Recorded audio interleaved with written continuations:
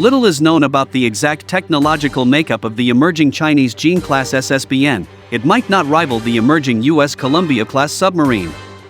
After all, the new, now in development Columbia-class may be the quietest undersea boat ever to exist. It uses a quiet, efficient electric drive and a differently configured X-shaped stern, among other technologies. What is known about the Chinese Jin-class is that it will be armed with the extremely lethal, 5,600-mile range nuclear-armed ballistic JL-3 missiles, according to a May 2020 Congressional Research Service report called China Naval Modernization: Implications for U.S. Navy Capabilities.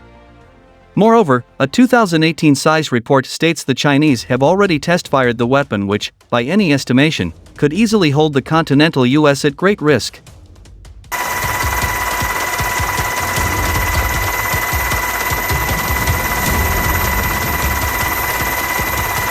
The Columbia-class is to be equipped with an electric drive propulsion train, as opposed to the mechanical drive propulsion train used on other Navy submarines. In today's Ohio-class submarines, a reactor plant generates heat which creates steam, Navy officials explained.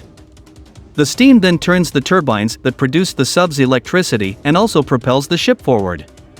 This propulsion is achieved through reduction gears which are able to translate the high-speed energy from a turbine into the shaft RPMs needed to move a boat propeller. The electric drive system is expected to be quieter, i.e., stealthier, than a mechanical drive system, a Congressional Research Service report on Columbia-class submarines from last year states. The submarines are designed to be 560 feet long and house 16 Trident 2D5 missiles fired from 44-foot-long missile tubes.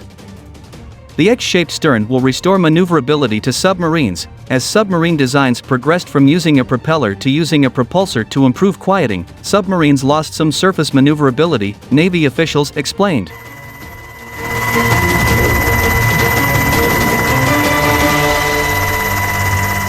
Navy developers explained that electric drive propulsion technology still relies on a nuclear reactor to generate heat and create steam to power turbines. However, the electricity produced is transferred to an electric motor rather than so-called reduction gears to spin the boat's propellers. The use of an electric motor brings other advantages as well, according to an MIT essay written years ago when the electric drive was being evaluated for submarine propulsion. Using an electric motor optimizes the use of installed reactor power in a more efficient way compared with mechanical drives, making more onboard power available for other uses, according to an essay called Evaluation and Comparison of Electric Propulsion Motors for Submarines.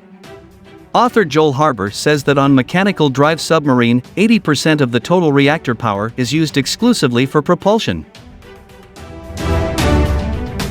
With an electric drive submarine, the installed reactor power of the submarine is first converted into electrical power and then delivered to an electric propulsion motor.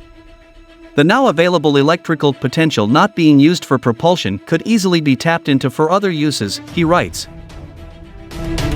Research, science and technology work and the initial missile tube construction on Columbia-class submarines have been underway for several years. One key exercise, called tube and hull forging, involves building 4 packs of missile tubes to assess welding and construction methods.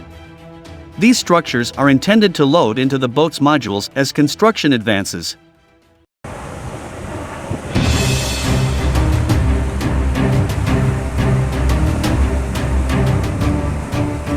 The Columbia-class also incorporates a number of technologies specifically developed for the Block III Virginia-class attack submarines, such as a computer-driven joystick navigation system, fly-by-wire technology and fiber-optic periscope technology.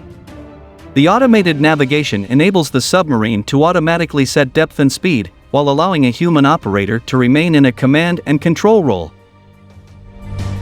The submarine-launched, nuclear-armed Trident 2D5 ballistic missile will live to fight another day, many days in fact, as the Pentagon is now finalizing a life extension program for the weapon which will ensure its reliability and use well into the 2040s.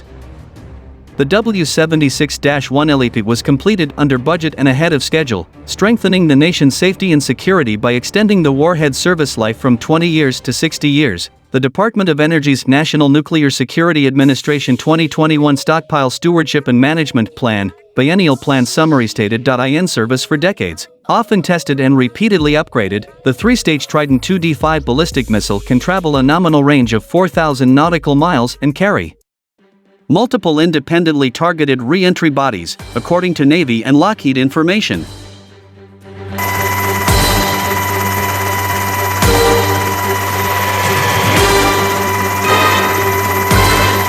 In recent years, the Navy has been working with Lockheed on a number of key technical upgrades to both modernize and sustain the nuclear weapon.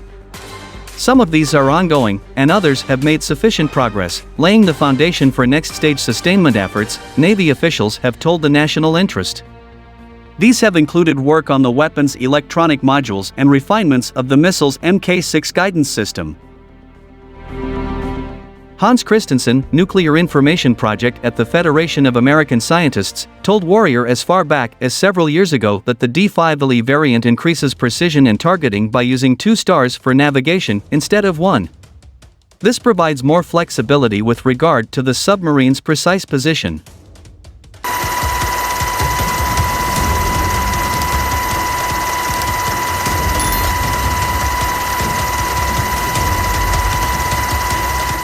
At some point in the coming decades, the Trident II D5 will need to be replaced with a new weapon, yet this service extension program for the existing missile will help afford developers the necessary time and developmental trajectory to explore the question.